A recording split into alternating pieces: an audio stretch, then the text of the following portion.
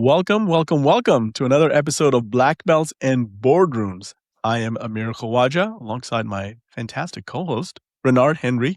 And this is a show where we sit down with leaders who have earned their stripes through discipline, hard work, and a commitment to never quitting. And their stories will challenge you on how you lead, how you think, and who you're becoming. You know, Renard, before I even say who's with us today, you and I both sit in rooms where somebody drops AI like a mic. Maybe I can use that musical reference. And everybody just says, yup, AI everything. AI ops, AI DevOps, AI whatever. But when that happens in the rooms that you're in, who's governing the thing? Man, people are freaking out for the most part. You think it's supposed to be your cybersecurity team, etc., infosec, IT, who's supposed to be governing, but who should really be governing AI governance? That's a great question. I'm looking forward to us finding out. Yeah. So hold that thought, because the gap between asking real questions and just performing the buzzword is this whole episode. So let's introduce our guests. So the fastest way to look out of your depth in any boardroom is to fumble the budget numbers. That used to be the case, but today, if you do the architect salute, wave your hands at AI, and hope nobody follows up, that's kind of the world we live in today. And the tools have moved really fast. Everywhere you look, there's all kinds of tools showing up in the marketplace, and many of them probably won't survive. But what will survive likely is going to be the vocabulary for governance of these tools. And leaders who are sitting in that seat where they are making AI related decisions today, that kind of language, I believe, is going to project careers forward, or at least support leaders who are looking to build AI in a way that is building trust within the organizations. And my guest today has spent the last 25 years turning that instinct into actual discipline. And I would love to introduce Dr. Kimberly KJ Haywood, who is a cybersecurity and AI governance leader and founder of the Nomad Cyber Concepts, a global governance and education advisor. Dr. KJ, welcome. Hello, thank you. Thank you very much. Well, I said a lot there, but I think that the gist of it is that you are somebody who forces everybody to ask questions in the best possible way. Why don't we start there? How do you think about AI governance and the many hats that people are trying to manage today in the organization? Let's start with where you started. I'm just want to take a step back because this podcast is about black belts and boardrooms, right? So at the end of the day, the board has a fiduciary responsibility to ensure the protection of their own organization that they're a part of, that so they also have a fiduciary responsibility to ensure R&D, right? They have a responsibility to ensure that that they're situated properly in the marketplace so that they can continue to generate revenue. So they have that and a long host of responsibilities. Thus, the board is also responsible for security. The board, at the end of the day, can be removed based upon incidents or decision makings that they make. They can lose their seat. They can be indicted. So that board role at the beginning is a very serious role, and many organizations, the idea is I'm a board member of, or I'm a leader, and I don't have that level of responsibility. So my responsibility is kind of oversight. But the deeper aspect of is, are they even educating themselves? Because they're getting fished right now using AI tools every single day, especially with them being in the roles that they're in. They're high visible, they're high profiles. I mean, on the back end, people are looking at what they do and who they are. So being unaware of that and utilizing tools and driving the organizations to do security and all of that, the first thing I'm a big proponent on is literacy. And our boards, which is one of the reasons why I wrote the book, to make it simplified, that the boards also need to have an arsenal of knowledge before they start making decisions about how they're going to purchase, develop AI tools within their own environment. You've touched on several points, so I wanna come to your literacy point real quick. So your book gives the literacy component, or does it also give something more to a board member? It gives them so much more. That's why I love it. I am proud of that work. And Amir, it took me 2 years to write that book. And one of the reasons why I'm proud of the book is because of the individuals who contributed to the book are subject matter experts in their respective domains, be it cyber, be it legal, compliance, and across the board. So I was able to be fortunate enough to work with a number of thought leaders and ask them serious questions about what have they been doing in terms of their career paths, and asking them questions to kind of gauge, because governance itself, when the beginning of the book, it didn't exist in the marketplace even as a term, and people kept saying, why are you writing about a subject that nobody knows what you're talking about? I said, because it's coming. And I'm a data analyst by trade, meaning that I see patterns. I started my career in data analytics when I was in college. So I see things a little bit different than the average person, and I know I'm a little geek. So getting back to your question, I think from the lens of seeing governance from a different perspective, that literacy component of this particular book captures a little bit of everything. It's got cyber, it's got privacy, it's got legal, it's got a global perspective as well, and what the global market is shifting. And it's an easy read. And it's for me, because I'm a true geek. I love referencing. I love Formula One. So I reference things from, how, cars and racing. And so I have all these analogies in there that are relatable analogies, regardless if the book is, read in the US or outside the US. And the French version just was launched 2 weeks ago. So I'm super excited about that. And I don't speak French, just un poquito, so just a little bit. But I'm mentioning that to say that the book is easy to read. It's very comprehensive, and it's kind of packed with separating out. If I'm a board member, I'm going to turn to page and chapter, right? And I'm going to earmark some of this so that I can go back to my team and go, are we doing any of this? Right? Have we even considered this? Or if you're just an enterprise practitioner, you're in cybersecurity and you want to talk to your CISO or your CTO, and you're like, hey, I read this book on AI governance, and it doesn't talk about a strategic framework. It talks about all these different frameworks. It's not one framework. Did you know that? Right? So I'm sorry, I'm on my soapbox. I don't like the concept of boxing governance into one framework. And I'm a big proponent on not doing that. I couldn't agree with you more, but before I continue, I will be remiss if I don't ask you to name your book, please. Here we go again, except as AI. Here we go again, except as AI. Yeah, I don't know if anyone can see it, but I can grab it. Yeah. But here we go again, except as AI.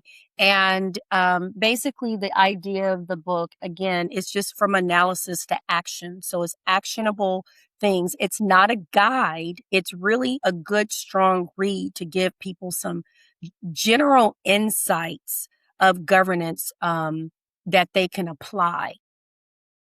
Yeah. So now I can ask my questions.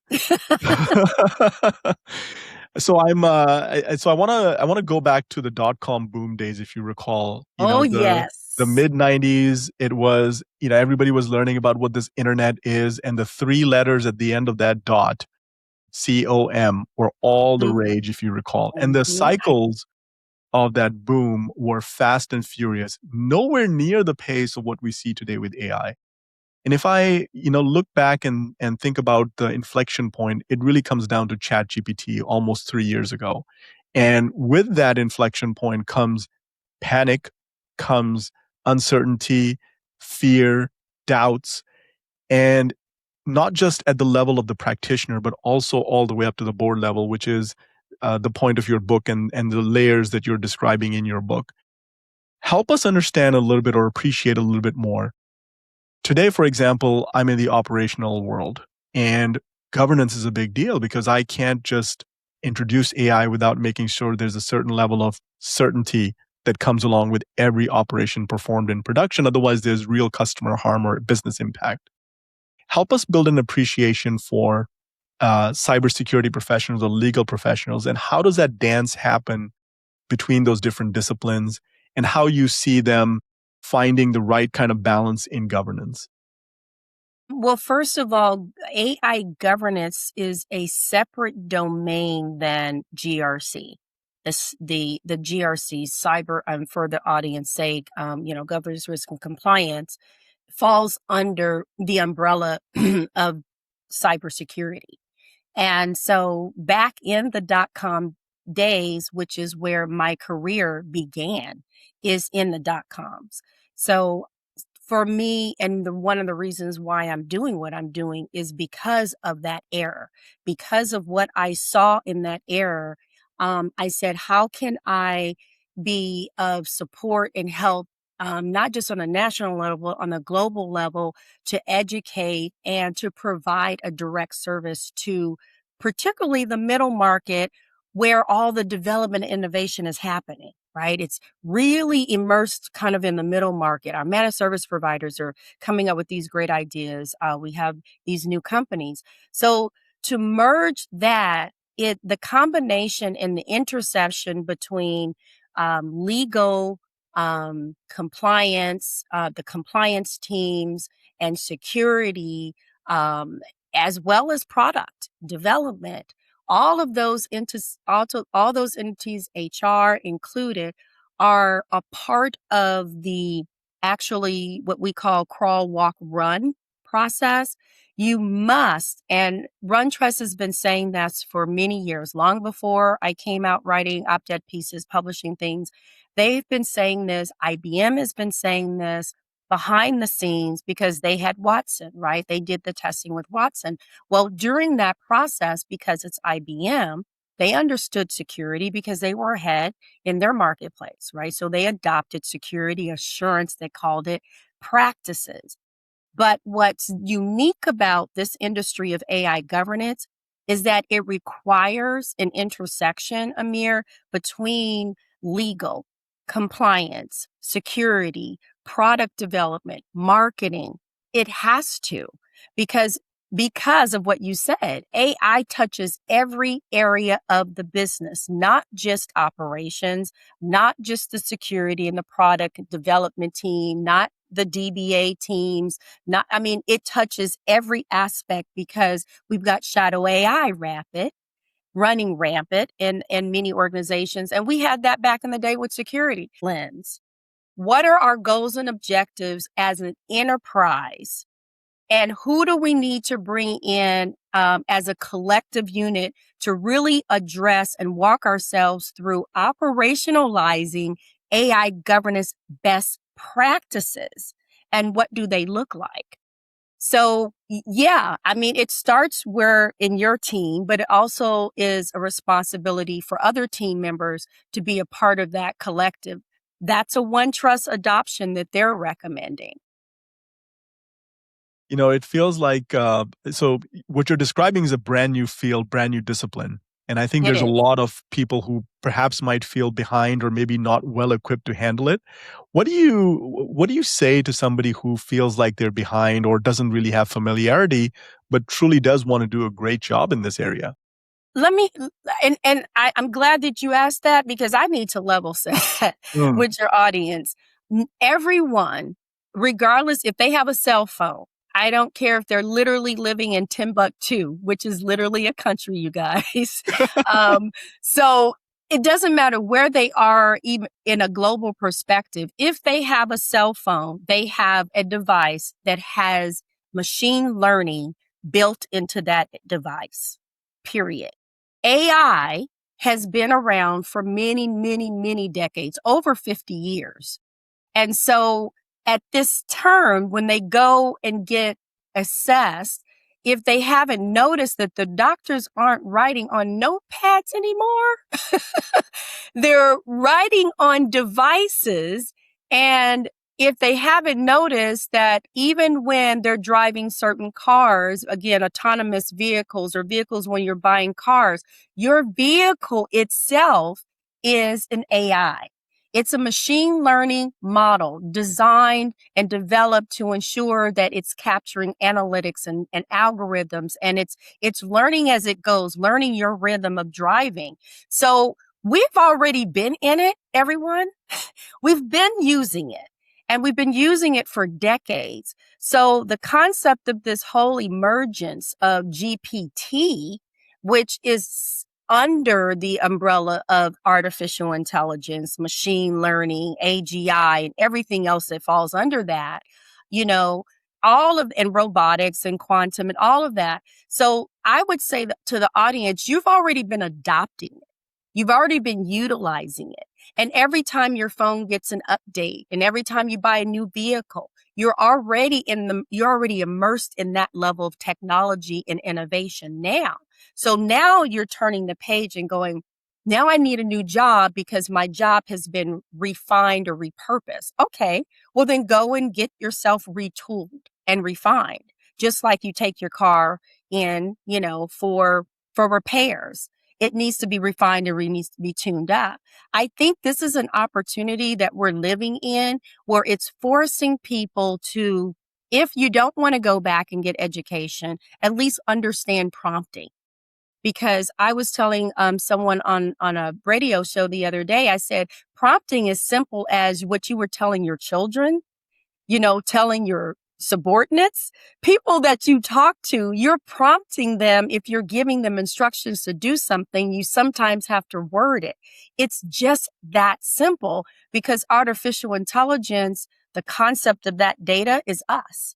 We're the ones that's feeding that data. It's our thoughts, our ideas.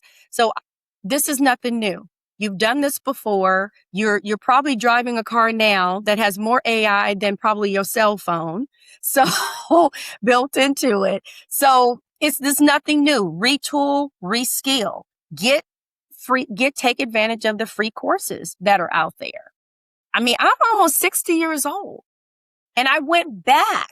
I wasn't planning on doing this. All of us on this call, we're over 40. So I'm sorry, Amir. I don't know if you are because you look so great. Yeah. You look great. I'm closer to 50 than I am closer to 40. So you look great. I was like, I'm not sure. All right. Let me wind it back. So I think we have an opportunity now to do something uniquely different than back in the day with the skill sets that had to shift with cyber. That was a different time. Now it's everybody can get in the game. I think the playing field is a lot easier in this game than it was with cybersecurity emerging. Yeah, you're right. Everybody gets a chance to retool in a sense and continuously improve, like you said, from .com and now, like you said, AI has been around. It's just been different names for it, but technically it's been around for a long time. So from your standpoint, you talk about the board, you're talking about from cybersecurity, but from a lens of a company, maybe a startup or maybe a small or medium size, how do they cover AI governance from them? They don't have the money to have these That's right. big teams. So what do they do in order to make sure that their companies or et cetera are safe for the most part? I get that question all the time. So just a small correction, Amir. AI Connect, I'm on their board as their education advisor, and they're here based in Dallas, Fort Worth, received a number of different awards around AI and education. And so I sit on their board. And then Nomad Cyber Concepts is my company, which is an AI governance advisory firm. We sit in the middle market. And so to answer your question, Renard, one of the things that we started thinking about is we're going after the middle market. Told you guys what my passion is. I want to see these organizations thrive and not die out, which is what I saw back in .com. Mismanagement of funding, even after they got it, great innovation, great ideas, but they just blew it, right? And they no longer exist, or they were gobbled up. So what I'm seeing in this market is for the small businesses, they have an opportunity again to take advantage of some of the tools, but with caution that they ask, and they can literally use GPT tools and it will tell them, because it's pulling in old data and best practices of security. I have a new payroll thing. I want to use this new tool. It's AI, it's comprehensive. I don't have the funding any longer to pay a payroll service. So I want to bring it in-house. But asking the right questions is the key with small businesses. Utilizing the tools that ask it questions about security and governance. It may not have all the details about AI governance, but it'll have some best practices that it can give them, some baseline. These are some steps that I would ask. These are things that I would recommend. Put the tool in. Give me the name of the company. It'll research that for you. The other aspect is policies and procedures for small businesses is a great start, because then that's a part of governing, and they can adopt that even if it's one or two people. And as they're growing and scaling, they can say, hey, now we need to update that policy and procedure, practical use, procurement. How are we bringing in? What are we doing? Are we assessing properly? And they're standing up their own small little ecosystem of a governance process. It doesn't take a lot of money to do that. But what it does take is thought and good decision making to say, take a pause. You're doing 1,000 different things, small business owner. You got to take a pause and say, are we protecting our intellectual property, our secret sauce, if it's some hot wings, because I love hot wings. So if you're protecting your secret sauce, then make sure that you're asking vendors the right questions too. So even as a small firm, we have vendors, we have partners, but we also have to be very strategic about who our partners are, and we also have to vet them as well. So it's the same process with our mom and pops out there. And that lends me to another question. And you're talking about what they should do, but from your lens, what are they not asking? That's what I'm curious about. What are they not asking you that you think like they should be asking these particular questions? How long has the company been in business that I am going to purchase this product from? Is because if the product is from my cousin, my nephew or niece or whomever, and they built some really cool tool and they want to play with it and use your business as a sandbox, that can be very dangerous. So let's start that basic question, Renard. I know it sounds elementary, but it isn't. How long has the company been in business?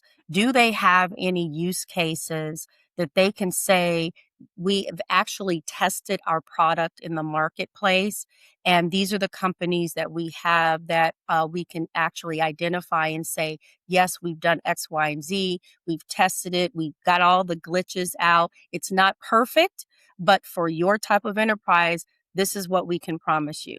Being transparent is number one by asking just that question and other questions like, hey, I'm, what do I call it? McDonald's, right? I'm under a franchise and the franchise has me covered in certain areas, but there are things that I can do as a franchise owner to also bring in some additional technology for my team, whether it even be training, just internally, whatever it may be, but asking the question of, okay, so is this secure?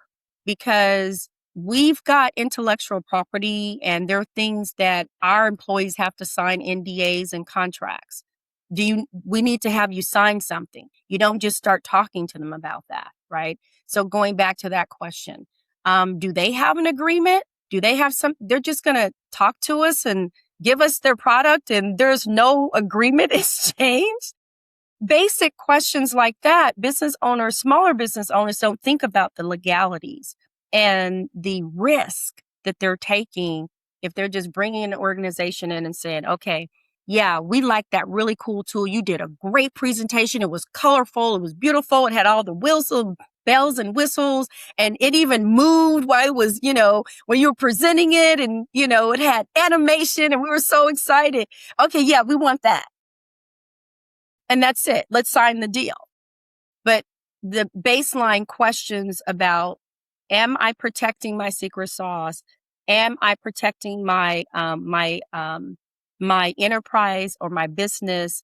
Am I thinking about the legalities if this turns into a lawsuit and it does something inappropriate while it's running, on within my enterprise? So questions of risk, being risk adverse, small business owners, that's an Achilles heel for many of them. No, I like that. You hit on some good points, and I say a lot of times, hey, do you have an NDA with said vendor, et cetera? Have you had those conversations before you start having the bigger conversation? I don't think anything's wrong with the initial, you having a generalized conversation, but once you start getting into, like you say, your secret sauce, an NDA needs to be in place. Yeah. And that has to be in place. And you're right, a lot of smaller businesses don't think about that because they're like, man, it looks great. Let's just get that in, etc. They're going to take care of us, etc. Like you have to really take it, like you say, take a pause, Yeah. have a real conversation, and then make the best decision you can for the business. So I actually, since I'm kind of curious, we talk about the question they don't ask. What about the business who decided, hey, we skipped that NDA, we brought everything in. What conversation do you have with the business who's already behind the gun in a sense? What's that conversation going to be? Well, we typically from enterprises saying, hey, I want to bring you guys in. We're a small business, right? Number one, our target market are not small business owners, like under 100 employees, maybe 98, 95, but, under that threshold, because AI governance, like I said, is very comprehensive. But what we can do for them is that we can offer them, let's take a look at your contract. That's number one. What did you sign in that agreement? Because our advisors come from a breadth of different layers of domains and experiences. Let's look at their contract. What did they sign? What did they do? Not that we're going to be illegal for them, but we can at least see what services that were originally offered from you. What level of technology was stood up, for that enterprise, and it clearly didn't meet their expectations. Was there any testing? What amount of data, was pulled from their enterprise? And was it a situation where it was an organization that came in that you purchased and they were testing out, again, using your company, your small business as a sandbox and testing their tool as your sandbox and taking advantage of you. So because they're gathering data from you and you're thinking, oh, it's okay, right? Because I have a signed document. So we have to do a deeper dive assessment and look at those areas for them. And also, kind of go, okay, so who made the decision on this? How much money did you spend on this? How old is the company? Asking all those kind of deep dive questions to give them a surface level of, wow, okay, these are things I probably should have been thinking about. I should have looked at in the beginning.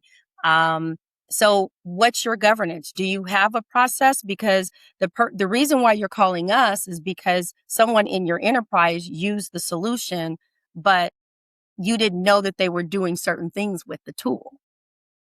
So you didn't even have a process to provide oversight to that. And now you can't go back from a legality perspective and go, now let me, hey, Mr. So-so, we need to let you go. We've discovered X, Y, and Z, and these are the things, but you don't have anything to even govern that, your people's use of a tool or a product. And mom and pops are using tools like Perplexity and Claude, and they are so proud. They are so proud. And I think, honestly, it's a good thing that they're stepping outside of their comfort zone. But I'm glad that you're asking the questions that you're asking, Renard and Amir, because they're not thinking about beyond the really cool things that it does, the risk that lies behind how much information they're feeding it. I agree with that. I look at it from a lens of, and of course, we're all three of us are tech savvy for for very good. We work in tech on a regular basis, but I think you got to look at it from a business who are really not tech savvy. Like I know what to do for my company, but not really the back end of it. A lot of people are using free versions of everything, ChatGPT, Claude, etc. And you're right, feeding it all this information to be like, man, look at all the great stuff I'm getting from it. We can do all this stuff, but they don't understand the back end of if you don't have these or you're not having these discussions with Anthropic, if you can, etc., and have these in place, your stuff goes out to the public. You're feeding the beast, that I like to say, for it to understand more. So I Yep, agree and then that everybody else gets to read that yeah. and go, "Oh, that's what that Well, secret sauce was. Okay, I'm gonna open up me a hot wing place too." It's like, okay, I was yeah. waiting for that secret sauce. Yeah. I think some of the keywords I listen to: protect your baby for the most part. Mhm. You want to protect that for the long, not the short term. So AI has just been moved so fast in this short a time. Yeah. People are just like, man, we got to get a hold of this as fast as we can, and not understand there's so much more that needs to go into it from an AI governance standpoint. Yeah. Yeah. And I mean, the three of us know this, right? But it's about education on this platform and going to the board level. And truthfully, we talk about literacy. It's not fair to say they should know. So I want to start there because how are they supposed to know about something that's not necessarily within their professional domain or wheelhouse? How are they supposed to know? And I say that even with IT professionals. And people are upset in enterprises that the security team doesn't know enough about generative AI. Well, because the security team didn't build generative AI models and the security team was never involved in that area of that area of domain of expertise. So how is a security team supposed to all of a sudden overnight know the difference between an AGI and robotics that has quantum built into the programming to one that is a GPT tool? How are they supposed to know? What's neural networking? Well, no, I was focused on engineering. My job is to secure the environment from a network perspective, front end, back end, not to understand how models are built and designed. So it's a lot of onus that's being unfairly being placed on different areas and practitioners within organizations that are saying, I don't know. And they might be saying it to their friends, not necessarily to their colleagues, but I don't know. And I'm telling everyone on a global scale, it's okay not to know, but it's not okay to stay in that I don't know. Don't stay there. Get out of that and learn as much as you possibly can so you can make better decisions as a security practitioner and utilize the standards that are out there for you, e.g. OWASP, right? AI. So utilize the tools that are out there for you because they've done the homework for you, but don't stay in the I don't know. It's okay not to know, but that's just that's my thinking on that. Yeah. Dr. KJ, I love how you framed it. It's not the technology, it's the people or the person. And I want to push on that just a little bit more to get your perspective. How far should the practitioner or the leader go in the learning? So I can understand you don't have to be a programmer, or everybody doesn't have to become a programmer, or everybody doesn't have to become an expert in designing their own models. But how far would you say is a good sort of general rule of thumb that we should be thinking about? I really love that question, Amir. Wow. Thank you. It is truly one of the best questions I've had in a long time. Thank you. So, I, my recommendation is if you are, let's take boards, right? Let's start with boards. If you're a board member, MIT specifically, Stanford, Dartmouth, UT Austin, a number of different organizations, throughout the country, universities have specific AI business certifications for that level, where they're talking to subject matter experts in their specific domains that are operating at a board level and managing companies oversight, right? So they're speaking to the audience that specifically is designed for, which is leadership at an executive leadership level. So taking advantage of those opportunities, and the price points are typically reasonable depending upon what school you go to, right?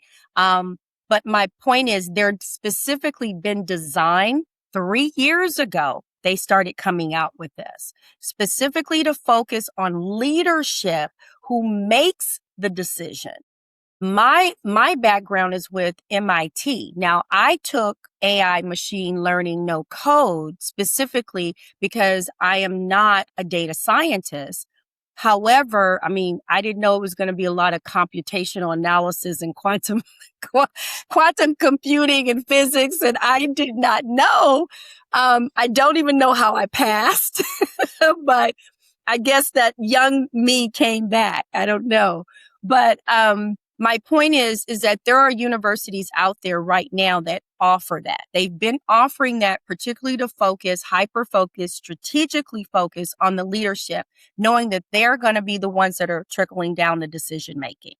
So let's educate them in this space here at this level so that they can get retooled and understanding how machine learning actually works. What is the difference between a GPT Microsoft tool and a Gemini tool who has multiple neural networks? What is a neural network, right? So understanding the difference. And so when they're making decisions at that level and guiding and directing their organization, that they have a better idea of, you know what, we didn't ask the right questions. Because all of those universities who stood up, they all integrate governance and security, because AI, there is an actual AI life cycle, Amir. And most people don't realize, as a developer, even those who are coding now for machine learning, there is a strategic AI life cycle that incorporates governance and security. And MIT, who've been designing in the forefront, Dartmouth in the forefront, right? IBM as well. They've been using and adopting. So the best tools out there are incorporating those aspects and those elements. So going back to whoever else below that, basic. What is the difference between AGI, right, and robotics? I need to know. Baseline understanding, 101. What is AI? What is the best way to use AI? There are tools and out there for our security practitioners. There's actual courses out there, and now there's certifications under ISACA for security professionals. For privacy professionals, they have IPP, which is great because they have the AI GPA.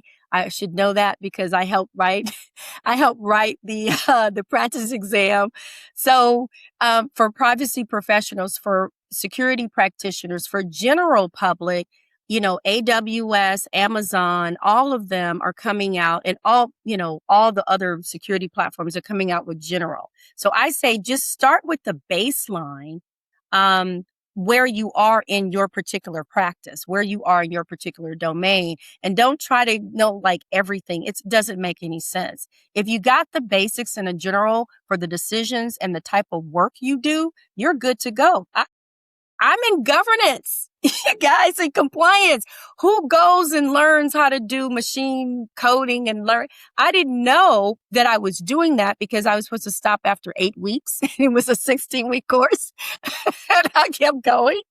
But my point is, now that I understand it, now I understand the difference between a random forest, in terms of a methodology and approach to build a model. What is a random forest, right? So I understand that now. So when I talk to potential customers or clients or educate, like we're doing here, I can explain to them, oh no, that's this. That's what this model is designed for. That's what this model is designed for. This is how we govern that, right?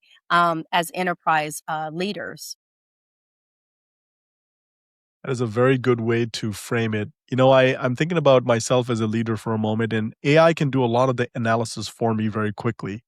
So to be able to then get into the more strategic thinking, that's the value add that I can provide to an organization. How do I take that compounded knowledge that I've gained over the years, and how do I bring that forward in a way that can be quickly consumed and operationalized? And I think that's the message you're communicating, is that as a leader, if you understand the information in these courses such as MIT and Dartmouth, you get that baseline foundation and vocabulary to Mm-hmm. help you perform better. Right. Absolutely. Yeah. Yep. I would want our leaders to take those courses. They can afford it. They really can. Let's be honest, okay? They truly can. They can afford the courses. This just a certification. And it's just taking the time to educate themselves so they can be even better investors, better decision making. They want to make more money. You have to understand what it is that you're investing in. Because as we all know, the three of us on this call, .coms bust, didn't they? They bust. You imagine how many billions of dollars were spent with, individual investors out there investing in this, investing in that, investing in this. Gone. Money is gone. So be a smart investor and learn what you're investing in and understand what it is that I'm investing in. And are you actually doing all the actual processes to build this tool and model so it's safe and it doesn't harm a child? Or it doesn't get into our food supply or our water supply because someone purchased it and I gave you money towards it and now they're using it in the utilities. So, be a smart investor. What are you seeing from the lens of a student around AI governance compared to, say, your seasoned executive? What difference are you seeing now that you see you're teaching from that side? What's the difference for you? Well, we know between healthcare and education, Renard, Amir, it's a little slower. It moves a little slower. When ChatGPT kind of emerged 3 years ago, I'm teaching and I'm in the classroom. And I asked the students first day, how many of you using ChatGPT? Because ChatGPT was a thing, right? Jim and I was still kind of working on their beta. And so I said, it was 2 hands that went up. That was 3 years ago. If I were to ask that same question this coming fall with my students, I guarantee you it's going to be everybody, right? That's going to say, no, I know what I use. Now, with that said, one of the things that's still lacking is that security component of protecting their own IP, intellectual property. That is still lacking. And we're talking about students that are also in the age of social media, who don't even think about security settings on their own social media platforms, not realizing that there are policies that update on those platforms and you can adjust the security settings yourself. Same with ChatGPT. So I think there's still that lack of knowledge, that gap. And honestly, again, out of fairness to everybody, this is only 3 years young. It's a baby. It's still on tricycles. So I never expected my child to go get a job after 3 years. I would have liked it because he was causing me so much angst and anxiety, but he's 3 years old. He just learned how to walk, and now he's all over the place. And now he's using words and he's talking back and he's got this whole personality. And that's what we have. That's what we're dealing with. We're dealing with a 3-year-old child. And I mean ChatGPT that's been launched out to the world that still is learning. It's still learning. I'm talking Microsoft's product first. So it's still trying to figure itself out in all of this minutia of this personality. Amir doesn't prompt like Renard. Renard doesn't prompt like Dr. KJ. Wait a minute, I need to readjust, So out of fairness, the students are learning at same time. Like I said, we're all in the same playing field. The students are learning at the same time as their parents who are professionals, some, right? Some parents who are blue collar, who are using it as well. And using it in their, like you said, their individual businesses. So we're on the same playing field. Our students are interested in cybersecurity because it paid a lot of money. I teach under cyber security. Why are you here? Because it teaches a lot of money. Then you need to go. Because if you're not interested in protecting and securing the environments, then you're in the wrong class. Because this class is about protecting and securing and, the environments and the people who work and the customers. So the same with AI, that concept is going to come out. But right now I need to use it to make my papers look good so that I can get that A to get to the next class or the next class. And universities and colleges some are shutting down completely and being not smart about innovation. And then there are others are saying, let's loosen the reins a little bit and allow them to learn, but put some guardrails and parameters around that. So hopefully that answers your question. Yeah. No, it does. You talk about the different universities. What happens and we're just talking generalized and AI, and it's moving so fast. Like you say, it's still a 3-year-old, trying to walk. But what happens to education because of AI? Education is shifting. It's shifting just as fast as governance policies and regulations. Everything is moving at a faster pace. This whole GPT emergence thing, and I say GPT because, Amir, that's pretty much what people are thinking GPT, right? This whole emergence is forcing municipalities and universities to move faster, which is at the board level. The boards are having to make decisions to move faster, to adopt faster. If they want to stay in the game as a university and not find themselves out of the game in 2050, then they have to adopt as a board to make faster decisions on curriculum enhancement. They have no choice. Or same with regulators. If you want to beat that city and get that federal money so that you can do what you have to do, you want to beat, because this is all about competition, right? Being the best in the marketplace.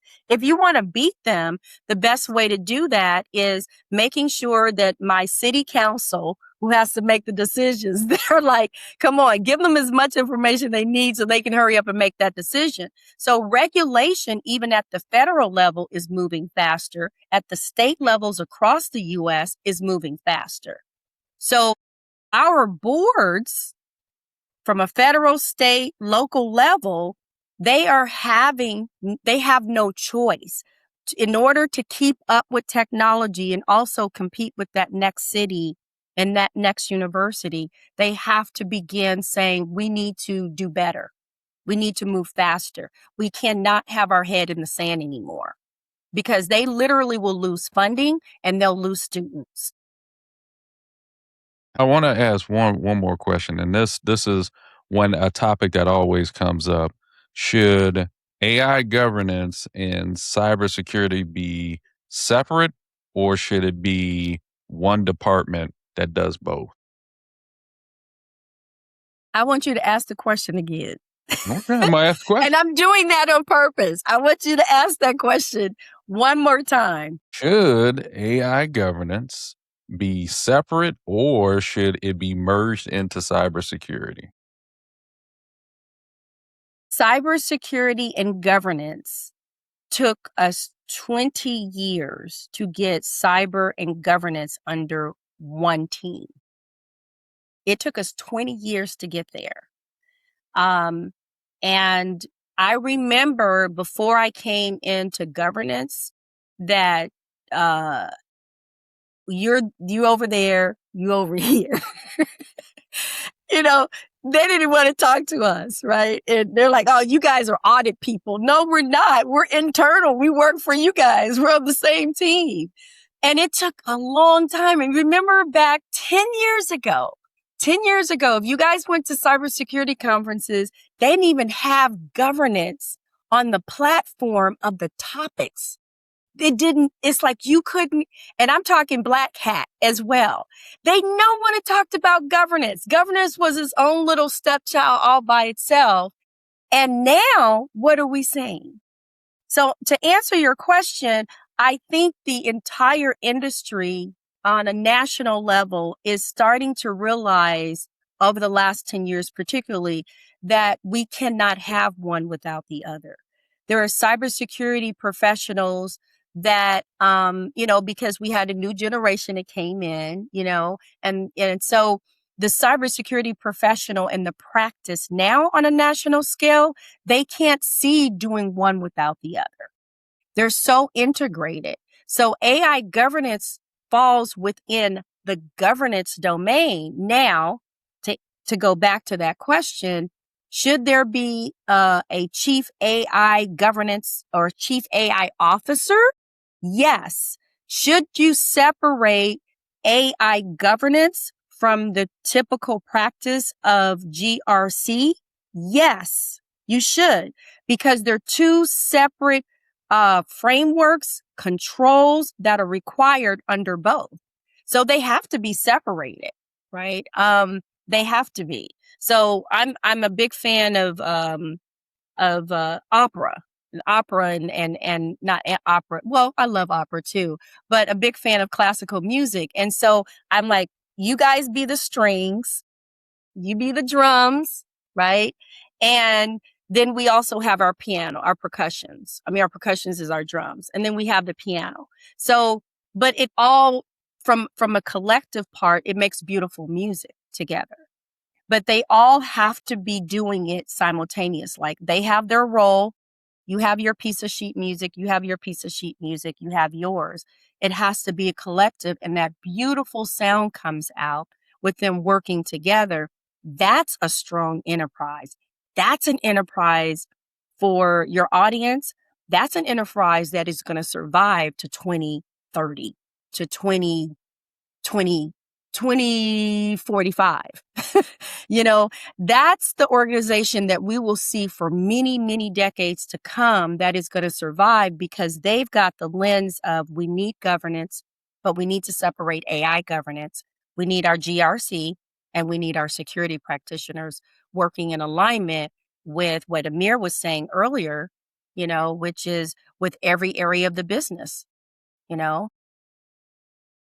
agree. I'm gonna tell Amir to me that Jordan also needed Pippen in order to win championships. That's what it sounds like to me. So you can't have one without the other. Jordan couldn't win by himself. He needed Pippen. Even though Jordan is the greatest player of all times, he still needed Pippen He and the rest needed of the team. both. He needed both. So You need you both. need both in order to do it. I 100% agree with that. Amir, what do you think? Yeah, absolutely. So I'm reminded, you made a reference to classical music. I'm partial to the Baroque era. So, Okay. Handel, Beethoven, Bach, Yeah. Tchaikovsky. Uh-huh. And to piggyback on the analogy that Renard is using with NBA, I'm reminded of the different layers within GRC. You've got first line, second line, third line, then you've got these different controls. But I'm trying to picture in 2 years or 3 years a Fortune 500 business that has a separate chief AI officer. Now, what you're talking about is very cutting edge from a governance perspective, and I love that we're having this conversation.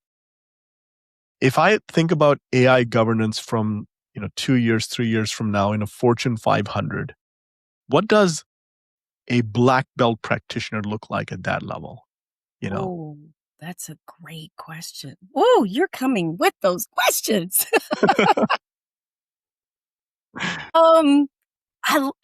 I get a chance to answer this question. This is so exciting. I'm sorry, I'm geeking out.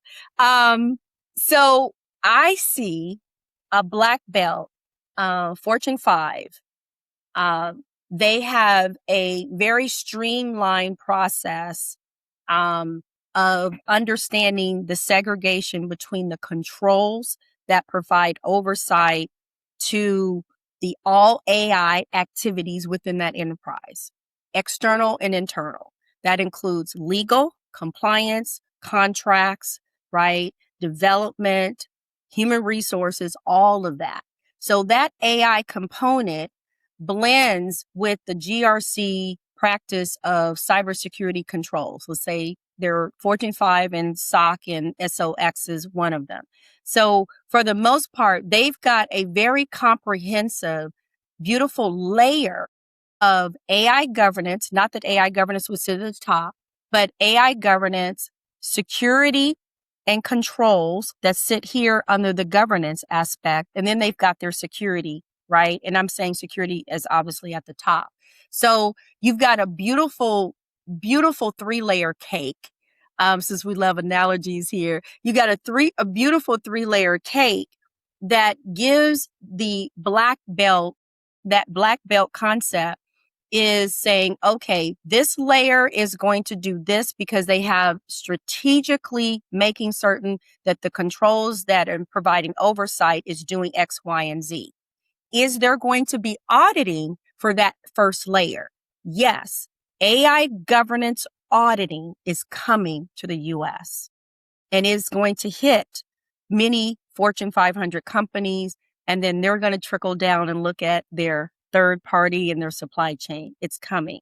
So, but you still have that layer that's also tied into the security aspect, because some of even the NIST in the US, and maybe other frameworks that may come out later, but right now the NIST is beautifully layered with the GRC practice of, the GRC stuff, right? The cybersecurity stuff. It's beautifully layered. So there's some overlap. So they don't necessarily have to say, well, we've got 35 controls in our Fortune 500. It's probably way more than that, 135 controls in our Fortune 500 company just specifically for security. How does AI governance fit into that fold, and where do we put that? Well, you layer AI governance into the controls, because if you have a framework, which is NIST AIRMF, which we have right now, you've got ISO 4200. If you're a Fortune 5, you've got other enterprises outside the US. You've got these beautiful layers of controls that are going to complement one another, but you don't necessarily need every single one. We have 135. I can hear a board member say, we don't need another set of 130. No, you don't. But what you can do is tweak the language of those controls so it integrates AI governance and those controls oversights, and you blend it in. So you've got 3 layers, but nobody's going to see the 3-layer because you're just cutting the cake and eating it, right? You're like, it all looks like the same, but you don't know that there's strawberries in there and raspberries in there and cherries, and it's all been blended together. It's a beautiful tasting cake. It's a beautiful cake and it tastes great. No one needs to know that. And every enterprise is going to be different. So our Fortune 500 companies have an opportunity to be the lead in the market, to say, this is how we're going to begin adopting it. We don't need to necessarily reinvent the wheel, but you do have to layer governance in your enterprise, because you have no choice, because regulators are going to be asking for, where is that audit control? Oh, ding. All right. Hey, we just made $1.2 million from X Fortune 500 companies for fines because they didn't pass their audit. Government means to make their money too, guys. They need to make their money too. So fines is the way to do it. So, I think you're spelling out a market opportunity right now there is going to be some startup, if not already, in existence now, that's going to expand into that layer cake concept that you're just now describing and say, you know, you just use AI to do this auditing for you, because explainability is one of the hardest things to do, It is. It is. in governance as well as in AI governance more specifically. And even if they did that, the aspect of, advisors like us don't go away because of that level of the human layer, right? Advisors aren't going to ever go away, and nor are they going to go away when we have autonomous driving vehicles either, because they still have to test them.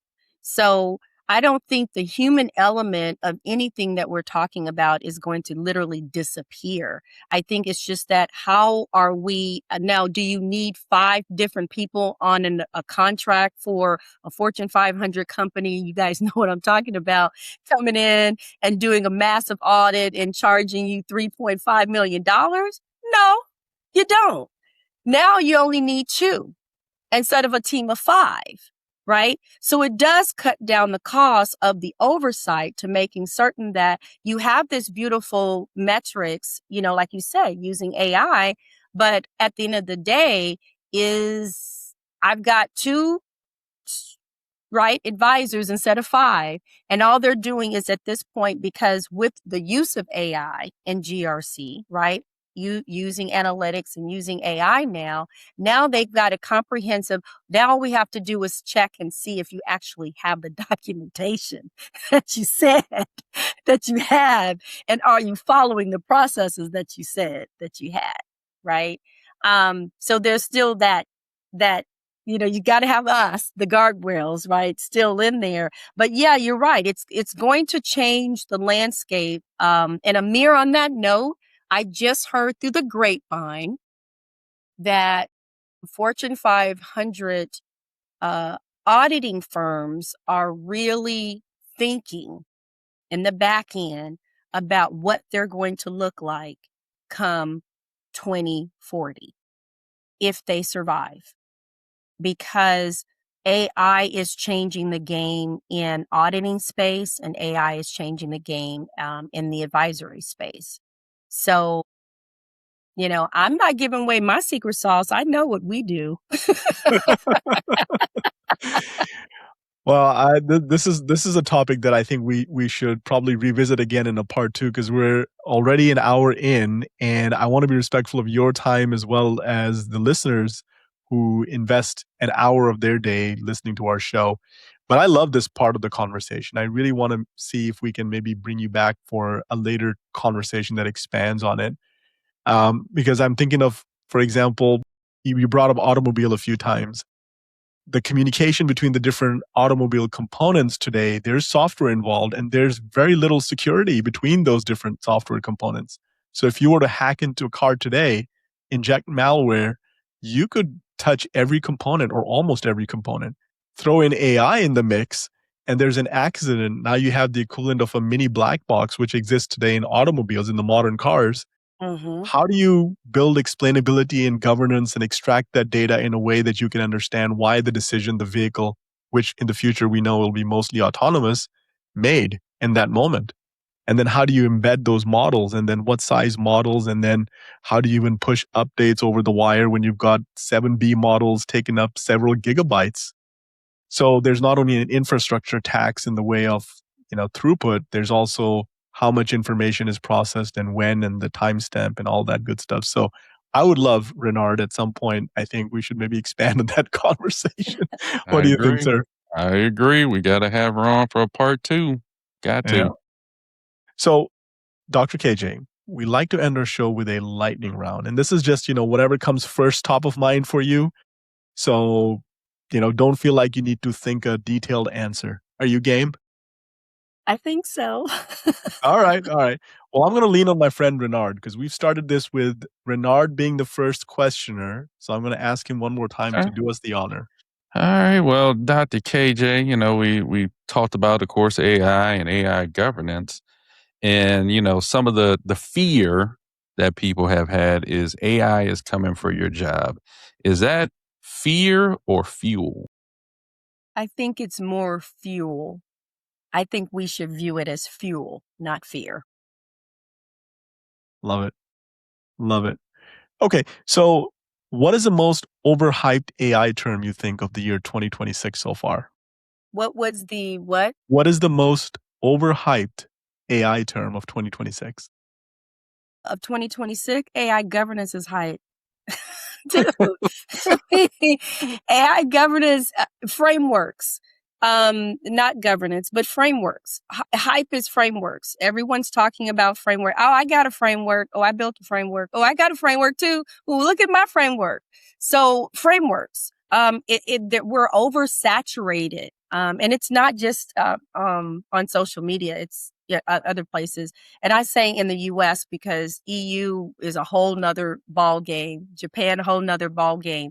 But in the US, everyone wants frameworks are overhyped. Overhyped. Yeah. And no adoption. Mm, no adoption. I like that. No adoption. That is kind of true. No adoption. I feel like a lot of people are in progress and don't know how to land the plane as of yet. Well, So they need to talk to us. We can help there you them with that. go. There you go. There you go. We That's the got right lots of answer. pilots on our team. That's the right answer. That's the right answer. So, what book do you make your team read? Mine. I had a feeling you were going to say that.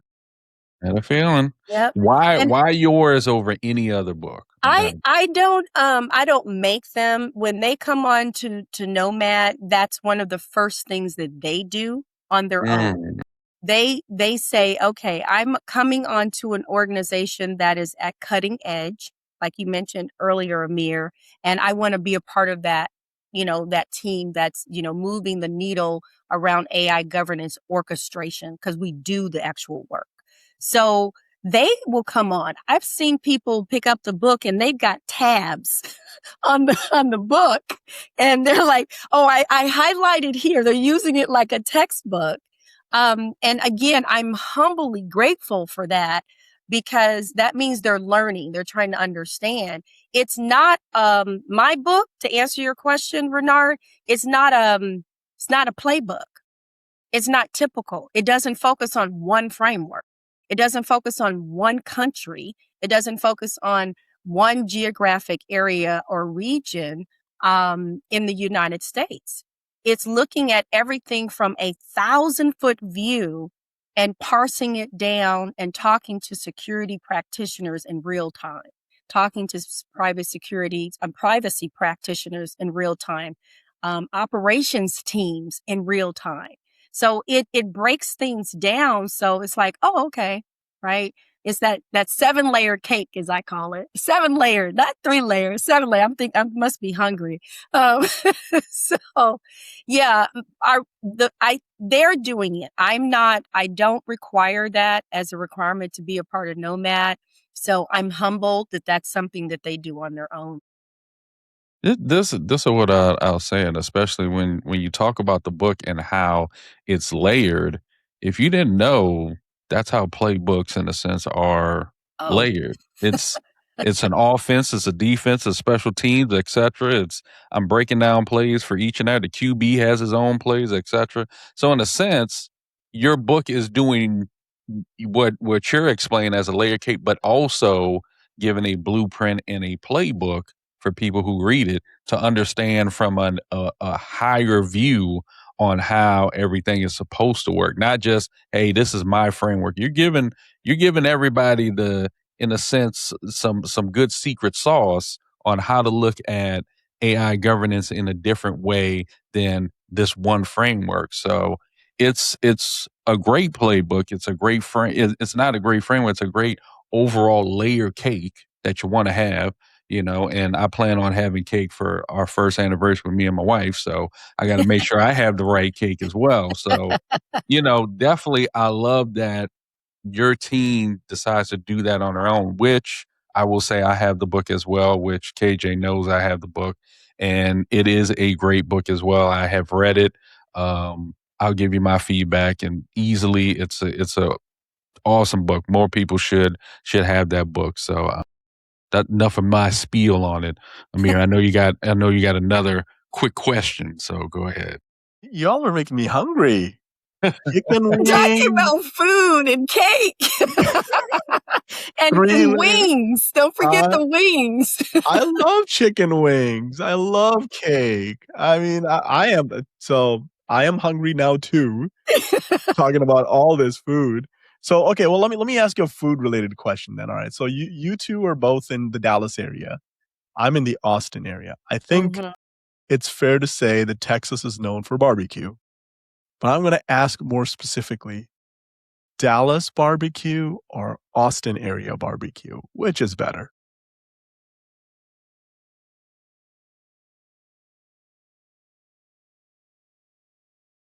I only have one reference, and that's where I'm at, so I can't answer. Hey, you know, and that's a hard question because there's a spot in Austin that was on the food TV on a food TV show. And phew. And then there's some spots in that are hole in the walls that are here in Dallas, not your typical chains, that are absolutely just like, as they say, make you want to slap your mama. Good. So it's a hard that's a hard one, man. Amir, man. I know. I seem to be on a roll here. All right. So maybe I'll taper it down a little. You're in an audit. How many espressos have you had? During an audit, I would say about 5. Nice. 5. So I was up basically a full 24 hours. A full straight 24 hours. I never slept. I'm Yeah. fully supportive of 5 shots of espresso. Y'all coffee drinkers over here. Yeah, I'm a tea drinker, but that audit caused me to drink coffee. So I had to bump it up a few notches. So yeah. Yeah. And then we throw in some cake later. I then throw in some cake. You gotta have some cake. Which, by the way, I can't even eat anyway. Hey, I can't eat cake. I hate to So hear that. I That do. makes me yeah. sad.